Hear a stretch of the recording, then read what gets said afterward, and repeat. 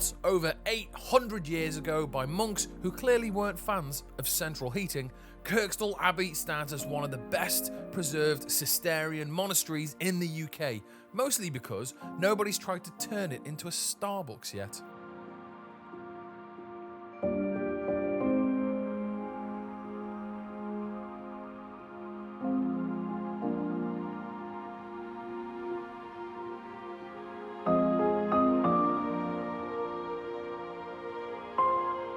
In 1152, a group of devout monks set out to build a quiet sanctuary by the River Aire.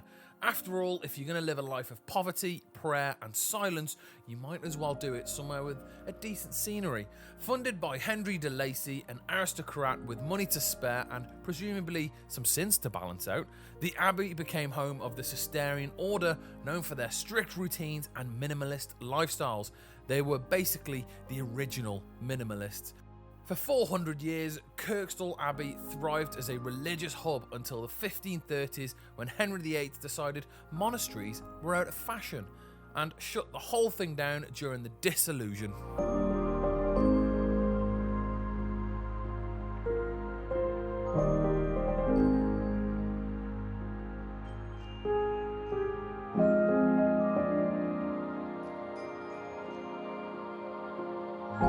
Architecturally, Kirkstall Abbey is a textbook example of early Gothic design, soaring arches, ribbed vaults, and more stone than you'd ever think necessary to build a place for silent prayer. The layout followed the classic Cistercian model: a church, cloister, chapel house, and dormitories, all neatly arranged in a way that said God first, personal space second. The monks slept in a communal dorm, rose at 2 a.m. for prayer, and had roughly the same amount work-life balance as a London intern. The church itself was the crown jewel, 126 metres long, with stonework so precise it's somehow still standing today, which is more than can be said for most modern buildings. Even in ruin, Kirkstall Abbey's bones are impressive. It's a skeleton of devotion, craftsmanship, and everything else in between. Squirrel looks shocked. Hey, you're on film, mate. This place is massive and really well preserved as well. Look at that. Absolutely incredible. Let's go have a look inside, shall we? This is very well preserved as far as these places go. Are we still filming? We are. Holy. This is incredible. Look at this.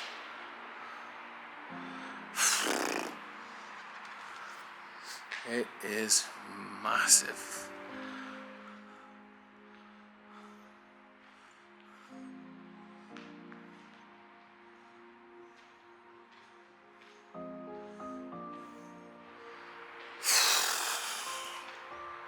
Really is something else. Holy. This is what I'm talking about. This is the kind of thing that, you know, when people put effort in to try and preserve these things, this is it. This is what we're talking about. Look at the scale, just how grand this place is. I got no idea where to put my camera, because there's so much to look at. The stonework, the craftsmanship, just everything about it. I think a lot of this is actually being restored, because that brickwork there looks almost new compared to, say, that. See the difference? So, the effort's being made, which I can 100% respect. Look how grand that is. Holy! This place is an absolute gold mine. Well, it's not, it's a church actually, but look.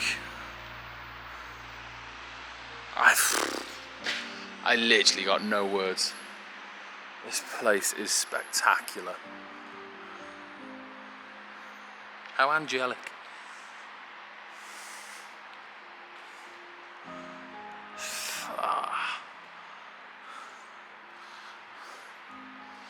Like, spin you around.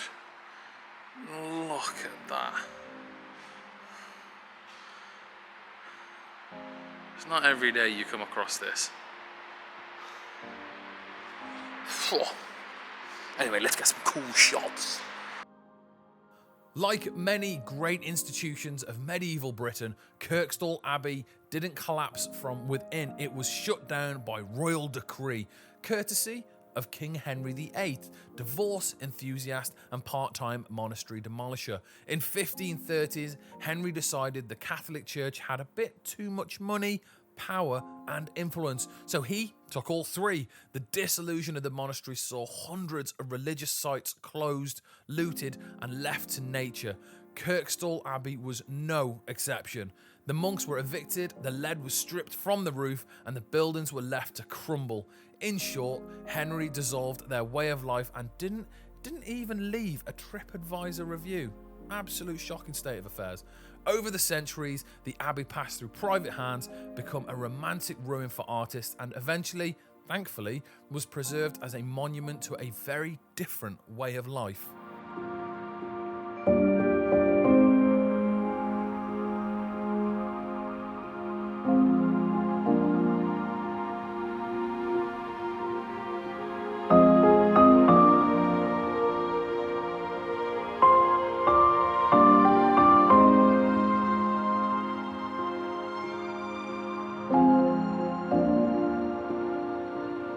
So I got told some very interesting information.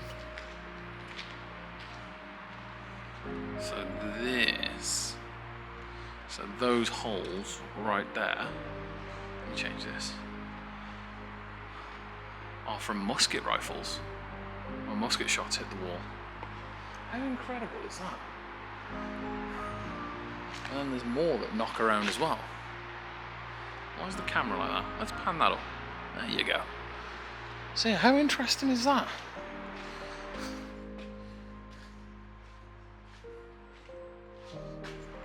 Don't know what this is, but it's got a thing. It looks like some old puzzle. You need a triangle thing to put in there and you'll open up a secret door.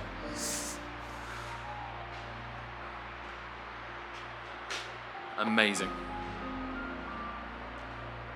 Absolutely amazing.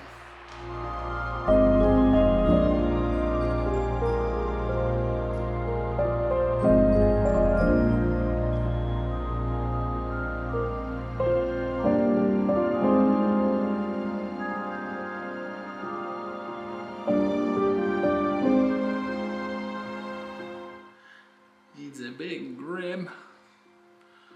It's very cold in here. This is the cistern. Missile. Nailed it. Said that. Just look at that. How to say it? Cistercian missile. Nailed it. Look at that. Practically French. Moving on. Oh, look at that. How cool is that? Yeah, boy. That's cool. Today, Kirkstall Abbey is a peaceful escape from the noise of modern Leeds, a place where history, nature and the occasional over-enthusiastic photographer collide. It's free to enter if you're a Leeds resident, just flash a utility bill or your driver's licence and you're in. For everyone else, it's £6.20 for adults and £3.10 for kids, and under threes go free. Not bad for 800 years of history and one of the best picnic spots in Yorkshire. It's photogenic from every angle and, depending on the weather, either hauntingly beautiful or just haunting. Though the roof is long gone and the prayers have fallen silent, there's something undeniably powerful about this place. A kind of echo, not just of faith, but of time, of change, and of how even ruins can still leave you awestruck. Also, there's a really nice coffee shop across the road, so swings and roundabouts, I guess. The chapter house. You are here. That's me. Not that.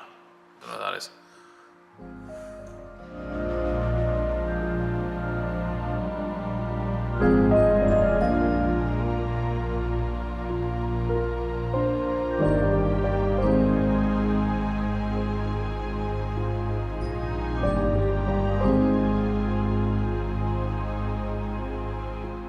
The Abbot's Lodge.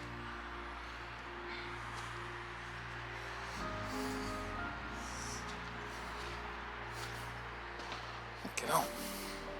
It's pretty big. It's bigger than most apartments these days. Look at that. It's not bad. Doors are a bit small. And welcome to my crib. It's open plan living. Convertible style roof. Bonuses, get to see the stars whilst indoors. Would buy. And this is my garden. A singular tree with a lot of stones. Someone else is knocking around, shall we?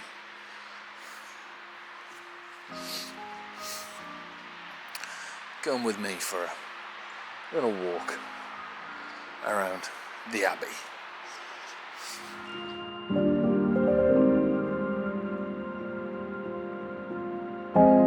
Kirkstall Abbey, proof that even after centuries of silence, some places still have plenty to say.